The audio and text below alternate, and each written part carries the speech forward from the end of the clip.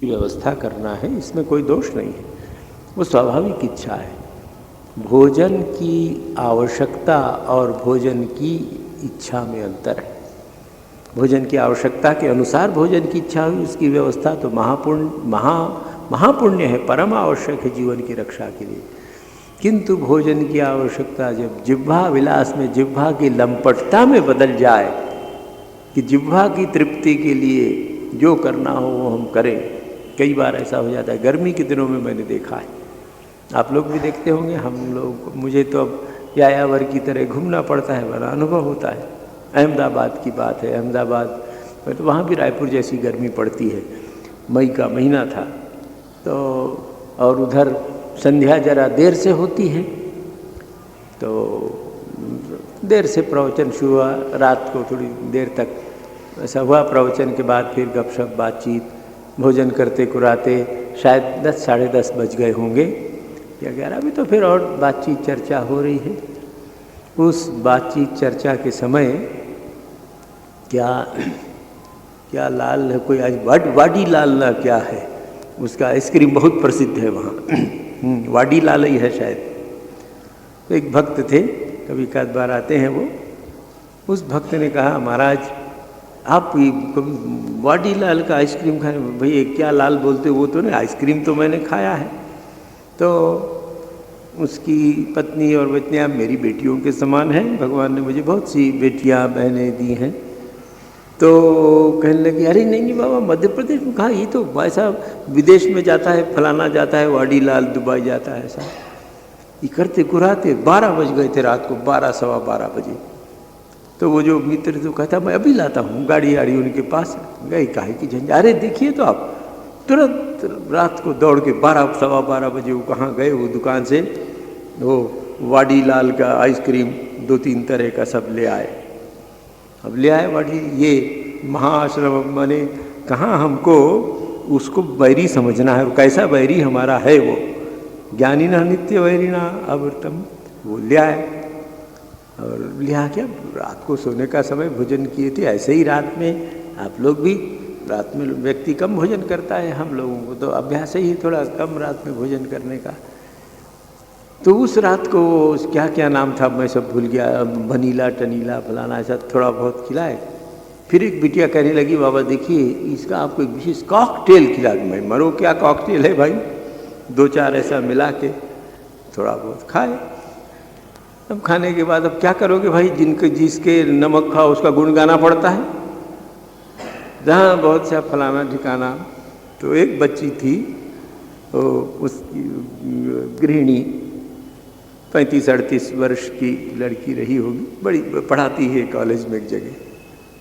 वो समझ गई, सिर खुजाक कहती हूँ, उन लोगों से गुजराती में बोलती है, मुझसे हिंदी में कह लेगी कि नहीं बाबा मन से नहीं बोल रहे ये बात। तो फिर कहने लगे कि नहीं बताओ बाबा, हम लोग तो आपकी लड़की की थे, आपको कैसा लगा? बहुत। मैंने कहा बेटी अब इतना तू पूछती है तो क्या बताऊँ भाई कैसा लगा। रायपुर की आइसक्रीम भी ठंडी रहती थी, मीठी रहती थी, ये भी ठंडी और मीठी है। आगे अरे आप बहुत नीरस हैं। क्या नीरस हूँ कि सरस हूँ, तू जान। देखिए कैसा हमसे करा देता है। तो ये आप हम सब साधक साधिकाएं हैं, हम गीता को साधना की दृष्टि से पढ़ रहे हैं कि गीता से हम अपने जीवन में कैसे परिवर्तन लाएं। इसलिए मैं निवेदन करता हूँ कि इनको समझना चाहिए। ज्ञानम आवृत्य, ज्ञान को ढक कर, और किसके, इसी कामना के द्वारा ज्ञान ढक जाता, ज्ञान को, ये हमारा नित्य बैरी काम रूप। तो भोजन को रुचिपूर्वक खाना बैर नहीं है, जिह्वा के दासत्व से भोजन करना बैरी के समान हो जाता है हमारे लिए। तो क्या करना चाहिए, कैसे? रात को 12 बजे उसने खिला दिया तो कम तकलीफ की बात है, उसके बाद जो परिणाम होता है सब आप जानते हैं। तो इसलिए भगवान ये कहते हैं कि कामना को अपना शत्रु समझो, आवश्यकताओं को नहीं। ये समझ लेना पड़ेगा, आवश्यकताएं तो हमारे जीवन के लिए आवश्यक हैं, आप आवश्यकताओं को मित्र समझिए। हम सब आवश्यकताओं को मित्र समझें कि हाँ भाई जीवन की आवश्यकताएं हैं, और ये व्यक्तिगत आवश्यकताएं देखिए आपको हमको सबको अलग अलग ठीक करनी पड़ेगी।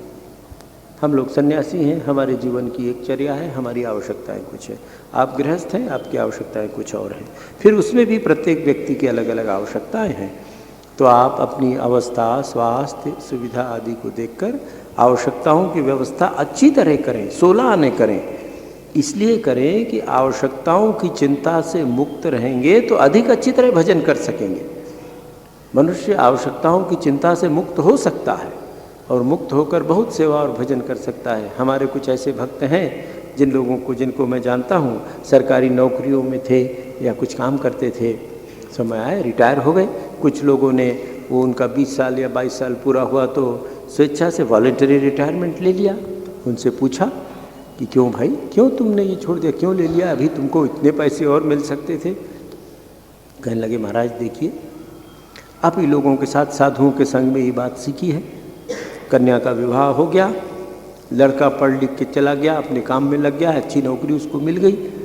अब हम हैं आपकी बहू, बस पति पत्नी हम 2 जने हैं, तो हमारे लिए हमारी पेंशन और जो कुछ मिला है आवश्यकता से अधिक भी है, रहने सबका ठिकाना है, तो क्यों करें। अब हम निश्चिंत हैं, तो अब उस आवश्यकता की पूर्ति से निश्चिंत हैं। कई बार यहाँ अभी जनवरी में आप लोग जानते हैं बहुत से भक्त लोग आते हैं, रायपुर आश्रम में आते हैं और भी जगह जाते हैं। इसमें से कई ऐसे लोग हैं कि जो चाहते तो बहुत कमा सकते थे, पर नहीं, उनका महाराज हमारी आवश्यकताओं की निश्चिंत हैं, इसलिए निश्चिंत होकर भजन कर सक रहे हैं। तो यही मैं निवेदन करना चाहता हूँ। इसका तात्पर्य यही है कि ये ज्ञानियों का नित्य वैरी है। जो अग्नि के समान कभी पूर्ण न होने वाला काम है उसको आवश्यकताओं में बांध के रखें। जैसे अग्नि को माताएं चूल्हे में बांध कर रखती हैं, प्रत्येक घर में रोज आग जलती है पर उससे घर तो नहीं जल जाता है, पर चूल्हे के बाहर आग जाए तो घर जला सकता है। तो इससे चूल्हे में हमारी माताएं, बहनें, बेटियां आग को सीमित रखती हैं और उससे उसका सदुपयोग कर लेती हैं। तो जीवन में कामनाओं को सीमित कर लेना चाहिए। कामनाओं को हम सीमित कर सकते हैं आवश्यकताओं में बांध कर कि बस इससे अधिक नहीं। जब ये वृत्ति आ जाएगी तो निश्चिंत हो जाएंगे हम कि बस हमारी आवश्यकताओं की पूर्ति हो रही, अब क्या करना है। आवश्यकताओं की चिंता से मुक्त होकर भजन करने में बड़ी सुविधा होती है। इसलिए कामनाओं को छोड़ना है, आवश्यकताओं को संयोजित करना है। आवश्यकताओं को संयोजित हमने किया तो तुरंत हमको समय मिला। ये कब होगा? विचार से। क्या विचार करना है कि ये काम हमारा बैरी, ज्ञानी, हम लोग ज्ञानी हैं, साधक हैं, ये हमारा बैरी है, शत्रु है, इससे बचो। कैसे बचो? ज्ञानम आवृत्य, ज्ञान को ढक देता है ये, हमारे ज्ञान को इसने ढांक दिया है। ये जो विचार की बात थी कि नहीं हम अपना जीवन आवश्यकताओं के अनुसार बिताएंगे, इसको ढककर उसने हमारे जीवन को कामनाओं के अनुसार बिताने में लगा दिया। अब लगे इसके पीछे, अब कामनाओं की पूर्ति में सारा जीवन समाप्त हो जाता है, पर कामनाएं पूर्ण नहीं हो पाती हैं। इसलिए ये ज्ञान को ढक न ले, सतत सावधान रहना चाहिए। भगवान फिर आगे बता रहे हैं, क्या बता रहे हैं कि अच्छा ये कहाँ रहती हैं, ये तुम्हारे ज्ञान को कैसे ढक लेता है। या वही कामना, शुरू में वही बात याद रखें, ये सब हो रहा है। अर्जुन ने पूछा है ना, कौन हमको पीछे ज़बरदस्ती लगा देता है पाप करने को, तो भगवान उत्तर में कहते हैं यही कामना तुमको पीछे लगाती है। वो काम या कामना क्या क्या करती है ये बता रहे। इंद्रियाणि मनोबुद्धिरस्य अधिष्ठानम उच्यते एतैर्विमोहयत्येष ज्ञानम आवृत्य देहिनम। हे अर्जुन सुन, इंद्रियां, मन और बुद्धि इसके अधिष्ठान या वास स्थान है। ये बहुत पते की बात है।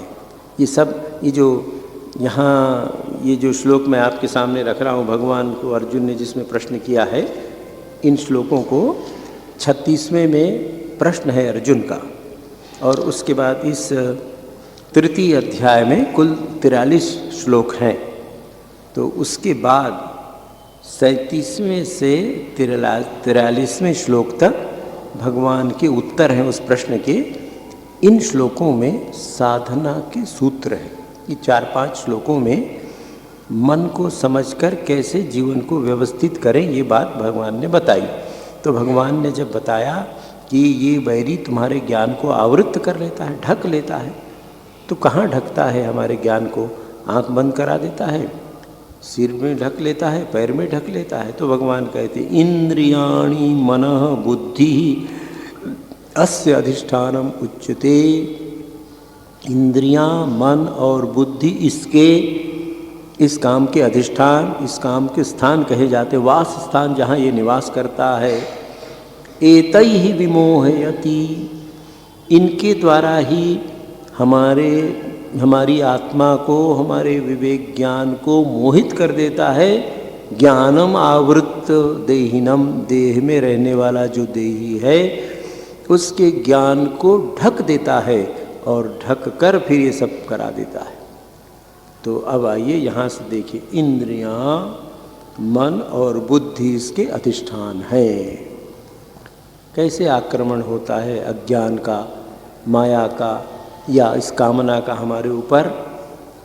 द्वितीय अध्याय में अगर आपको स्मरण होगा, उसकी बड़ी प्रक्रिया बताई है भगवान ने कि केवल चिंतन से ध्यायतो विषयान पुंसः, केवल मनुष्य जब सोचना शुरू करता है तभी से शुरू हो जाता है।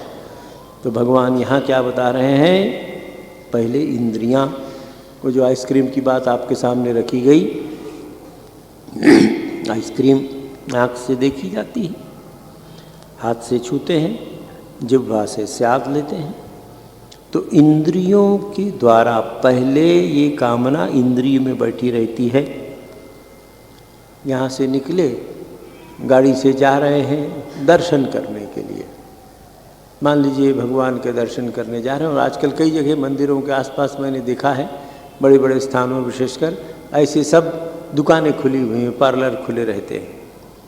तो मंदिर दर्शन के लिए जा रहे हैं, दोनों तरफ दुकानें, जा तो रहे हैं कि चलो माँ के दर्शन करके आएंगे, भगवान लक्ष्मी नारायण के दर्शन करके आएंगे मंदिर में। जाते समय वहाँ आइसक्रीम पार्लर दिख गया, बाडीलाल यहाँ बिकता है ऐसा दिख गया। अब इंद्री, आँख ने देखा तो देखिए, आँख तो इंद्री है। बाडीलाल को देखा तो मन ने तुरंत कहा, रे याद कर, उधर अहमदाबाद गया था तो बाडीलाल खिलाए थे, आ गया, चलो ये लाल भी उसके साथ आ गए। फिर बुद्धि ने कहा, अरे मंदिर तो जाना ही है, थोड़ी देर ब्रेक लगा और रुक जाओ ना, आते समय कहीं बंद ना हो जाए दुकान, मंदिर में ज़्यादा भीड़ रहती है, कहीं घुसरे को मिले ना मिले। हम गए थे कोल्हापुर में, महालक्ष्मी का मंदिर है, बहुत भीड़ रहती है, भक्त लोग हमको ले गए थे। तो और भी भक्त लोग भी कुछ साथ में थे, तो सब यही योजना बना रहे थे, कह रहे भाई लौटते हम दुकान बंद ना हो जाए, इसलिए बाजार पहले ही कर लो, महालक्ष्मी में बहुत भीड़ रहती है। अब हमको तो आगे और पीछे एक ही बराबर, दुकान खुली रहे तो बंद रहे तो क्या लेना देना है। वहाँ जब भी घर में लौट के आए तो भक्त के घर में जो माँ बहन बेटी रहती उसका रसोई घर भर खुला होना चाहिए, बाकी सब बंद रहे तो क्या लेना देना है। तो देखिए भगवान क्या कहते, इंद्रिय पहले, फिर मन। इंद्रिय ने देखा, फिर मन में वो बात आई, तो मन को भी इंद्रिय ने मिला लिया, घूस दे के जैसे मिला लेते हैं, स्वाद की याद दिला के कुछ करके उसको साथ कर लिया। तो देखा उसको साथ करने से भी नहीं काम चलेगा। तीसरा चौकीदार बाकी है अभी, चौकीदार जब तक ना मिले तो घर में घुसना मुश्किल है। बुद्धि है चौकीदार, उसको भी मिला लिया। अब इंद्रिय, मन और बुद्धि अगर कामना के वश में हो गए, काम के वश में, तो देही बेचारा तो मरा, उसका घर तो लुट गया। तो भगवान कहते हैं इसको समझ, ज्ञान को तो ढक लेता है, पर कैसे ढकता है? इंद्रियों के द्वारा, मन के द्वारा, बुद्धि के द्वारा। इन तीनों में मन के ये सब विभिन्न प्रकार की वृत्तियां हैं। तो इंद्रियों में, मन में और बुद्धि में कामना अपना अधिकार जमाना चाहती है। इंद्रियों से हम बहुत बार उसको भगा देते हैं तो मन में चली जाती है और तब बहुत खतरनाक हो जाती है। हमको ऐसा लगता ठीक है, हम बहुत नहीं खाएंगे, मना करके रखा कि नहीं खाएंगे, और केवल उसको दबा के रखा और मन को यदि नहीं समझाया तो वो मन में रास्ता देखता रहता है कि अच्छा कब तक नहीं खाओगे, देखेंगे। और जब अवसर मिलता है फूट जाता है, फूट पड़ता है। इसलिए इंद्रियों से जब वो मन में जाए तो मन के पास दरवाज़ा खुला मिलेगा तो एकदम भीतर घुस जाएगा। बुद्धि को साथ रखना चाहिए। बुद्धि कहेगी मत, अरे देख वहाँ से भाग, क्या है तो ये चोर, इंद्रियों के पास से भाग कर आया है, तेरे पास आ रहा है, तू अगर इसको रखेगा तो एक दिन फिर इंद्री से मिल के चोरी कराई लेगा तेरे से।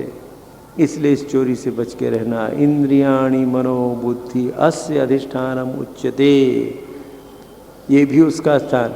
एतैहि एषः, ये काम, ये कामना इच्छा, एतैहि ज्ञानम आवृत्य, इनके द्वारा, मन बुद्धि और इंद्रियों के द्वारा, ज्ञानम आवृत्य, ज्ञान को ढककर इस बिचारे देही को मुग्ध कर देता है। ये हमारे अंतःकरण में बैठी हुई जीवात्मा इंद्रिय मन और बुद्धि के द्वारा ज्ञान ढक जाने से कैदी हो गई है, आत्मा बंदी हो गई है। इस आत्मा को मुक्त करने के लिए सब दुखों की जड़ यही मन, इंद्रिय और बुद्धि के ऊपर छाया हुआ काम या कामना है। तो एकदम सावधानी शुरू से रखनी पड़ेगी कि ये कामना हमारी इंद्रियों को वश में न रखे। आगे भगवान वही बात कहते हैं। आज इच्छा तो हो रही है कि ये तृतीय अध्याय समाप्त ही कर दूं, तो 4-5 मिनट और आप लोगों का समय लूं। देखेंगे अगली बार कुछ रहेगा तो। इतनी बात इसको संक्षेप में करके आगे थोड़ा बढ़े। तो इतना अपन स्पष्ट हो गया कि इंद्रिय मन और बुद्धि को वश में करके ये कामना हमारे ज्ञान को ढकती है, हमको मोहित कर देती है, जीवात्मा मोहित करती। तो इसमें सावधान रहें। तो क्या करें?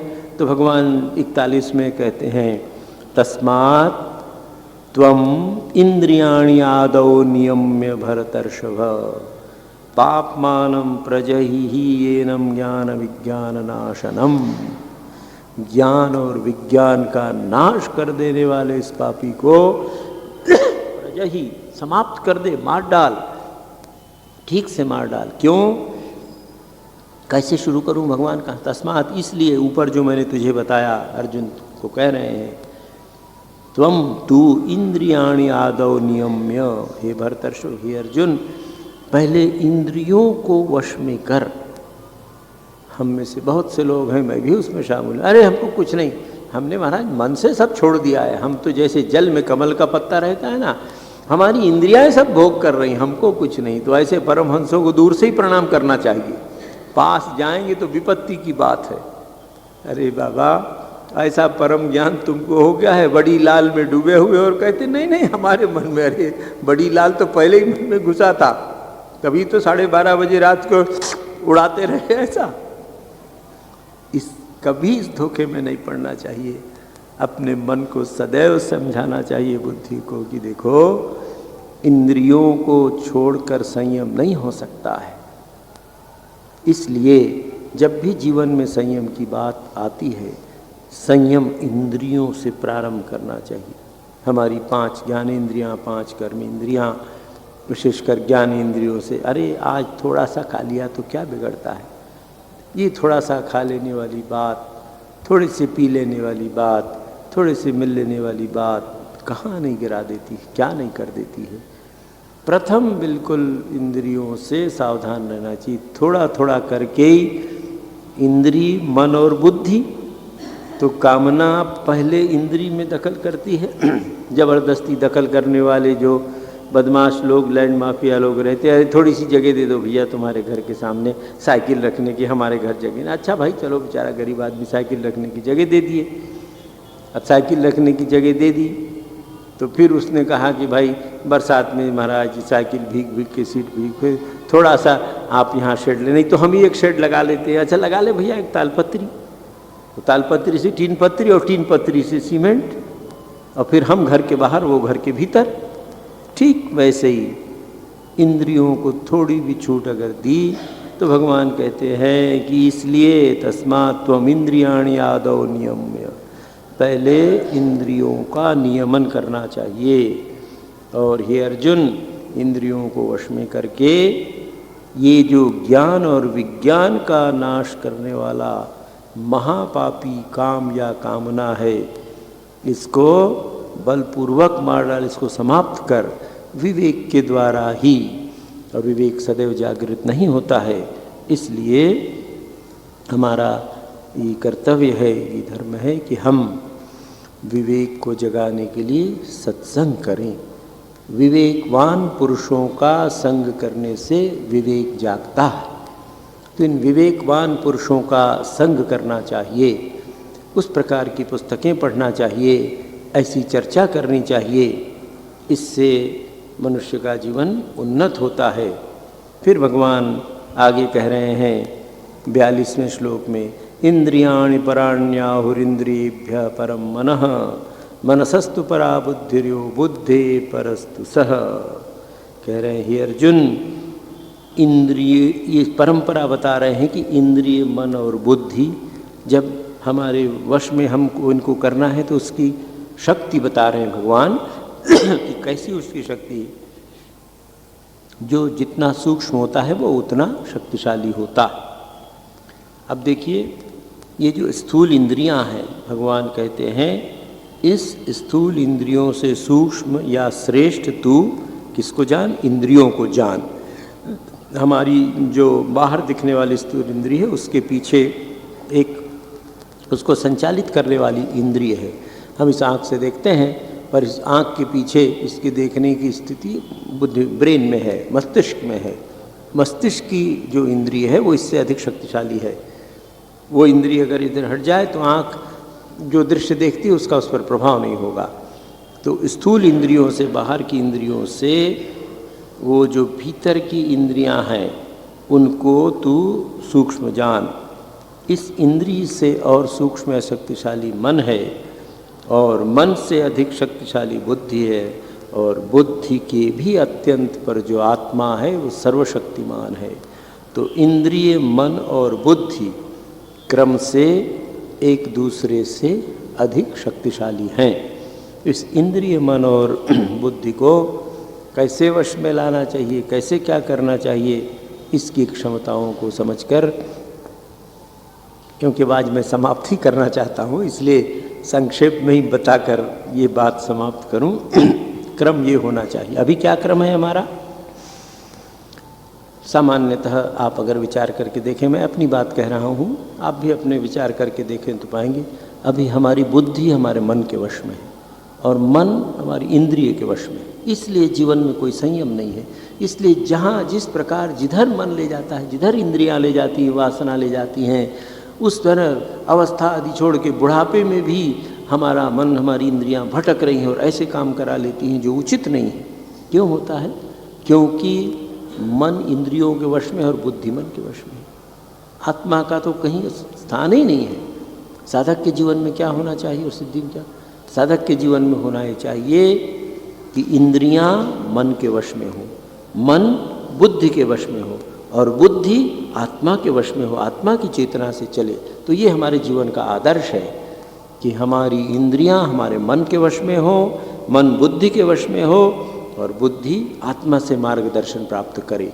तब साधक का जीवन सफल होगा, तब हम इसी जीवन में लक्ष्य में पहुंच पाएंगे। किंतु अभी वो स्थिति नहीं है। इसलिए अभी क्या है, भगवान बता रहे हैं कि इसको समझ ले कि तेरी इंद्रियों से अधिक शक्तिशाली मन है, मन से अधिक शक्तिशाली बुद्धि है। इसलिए बुद्धि के द्वारा मन को पकड़ने की कोशिश कर, बुद्धि से मन को वश में कर और फिर मन से इंद्रियों को वश में कर। इंद्रियों को तो पहले ही करना है और उससे पीछे जो आत्मा, परम चैतन्य आत्मा है, वो जब अपना अधिकार, उसको जब तू जान जाएगा तो ये सब वश में हो जाएंगे। ऐसे एवं बुद्धे परम बुद्ध्वा संस्तभ्य आत्मानम आत्मना जहि शत्रुम महाबाहो काम रूपम दुरासदम। भगवान ये कह रहे हैं, इसलिए हे अर्जुन देख, इस प्रकार एवं बुद्धि परम बुद्ध्वा, इस प्रकार बुद्धि से भी परे जो आत्म चैतन्य है, जो तेरा वास्तविक स्वरूप है, उसको तू पहचान ले, उसको जान। और उसको जानने के बाद आत्मना आत्मानम संस्तभ्य, ये रहस्य है। आत्मना बुद्धि के द्वारा, आत्मानम मन को संस्तभ्य वश में कर ले। बुद्धि बहुत बड़ी हमारी सखी है, हमारी सहायिका है। गीता में बार बार बुद्धि की बात है। भगवान कहते हैं बुद्धि योगम ददामि तुम, तुझको बुद्धि योग देता हूँ। बुद्धि की बुद्धौ शरणम अन्विच्छ, बुद्धि की शरण में जा। तो इस बुद्धि द्वारा विचार करके अपनी इंद्रियों को वश में कर। हे महाबाहो, इस प्रकार अपने वश में किए हुए मन और शक्ति बुद्धि के द्वारा तू इस दुर्जय दुरासदम बहुत मुश्किल से जीते जाने वाले शत्रु काम को मार डाल, उसका नाश कर, उसको समाप्त कर दे। इस प्रकार भगवान अर्जुन को आदेश दे रहे हैं। यद्यपि इसकी तो चर्चा लंबी होनी चाहिए थी, लंबी करता भी, पर अब ऐसा मन में आया कि बहुत दिनों तक आपकी सेवा में नहीं रहा, फिर नहीं रहूँगा, फिर कहीं कहीं जाता रहूँगा, तो आज ये 5-6 श्लोक मैंने समाप्त करने का प्रयत्न किया। पर आप लोग इसको सविस्तार पढ़ें, समझें, और समय मिलेगा तो एक आध बार फिर पूरे तृतीय अध्याय की चर्चा अपन कर लेंगे। इस प्रकार ये तीसरा अध्याय समाप्त हुआ है। इसका नाम ओम तत्सदिति श्रीमद्भगवद्गीतासु उपनिषत्सु ब्रह्म विद्यायाम योग शास्त्रे श्री कृष्णार्जुन संवादे कर्मयोगो नाम तृतीयो अध्यायः। तो भगवान व्यास क्या कह रहे हैं, इस प्रकार ये भगवान और कृष्ण के संवाद में तृतीय अध्याय कर्मयोग के नाम से जाना जाता है। इस कर्मयोग के अध्याय का चिंतन करना है, इसलिए चिंतन करना है कि बिना कर्म किए हम लोग रह नहीं सकते हैं। कर्म के द्वारा ही चित्त शुद्धि होगी और चित्त शुद्धि से मुक्ति होगी, इसलिए कर्म के संबंध में हमें सावधान रहना है। अब एक सूचना तो आगामी 24 दिसंबर को आध्यात्मिक शिविर का आयोजन किया गया है। 1 दिवसीय आध्यात्मिक शिविर सुबह 9 बजे से शाम को 5 बजे तक। आप सब उसमें सादर आमंत्रित हैं। ऑफिस में आपको वो पत्रक, वो फॉर्म मिल जाएगा, वो फॉर्म लेकर भर दीजिए। और जो भक्त यहाँ आज उपस्थित नहीं है, माताएं बहनें जो आना चाहें, उनको भी आप कृपया सूचना दे दें कि वो लोग यहाँ, जिनकी इच्छा है वो लोग, पर जिनकी इच्छा है उनके लिए है। कोई प्रचार की बात नहीं है, अखबार में देके भीड़ लगाने का काम नहीं है। जो लोग एक दिन अपने इस कर्म क्षेत्र से अलग हटकर यहाँ रहकर भगवान के भजन में, आध्यात्मिक चिंतन में जीवन बिताना चाहें, उनके लिए है। तो उस सब में आप लोग सादर आमंत्रित हैं। आगामी रविवार 10 तारीख को श्री राजेंद्र तिवारी जी रामायण पर प्रवचन करेंगे। समय वही 5 से 6। आप सब उस प्रवचन के लिए सादर आमंत्रित हैं। और उसके बाद के रविवार की सूचना वो है 17 दिसंबर को। 17 दिसंबर को श्री माँ शारदा की जयंती है। तो माँ की जयंती दिन भर होती रहती है। आप सब लोग उस जयंती में सादर आमंत्रित हैं। दोपहर सुबह से पूजा प्रारंभ हो जाती है। 10:30 बजे लगभग हवन होता है। 11:30 बजे माँ को अंजलि दी जाती है। उसके बाद प्रसाद वितरण होता है। उसमें भी आप सब लोग सादर आमंत्रित हैं। आप सब लोग आइए। आज यही समाप्त। ओम शांति शांति शांति। हरि ओम तत्सत्। श्री राम कृष्णार्पणमस्तु।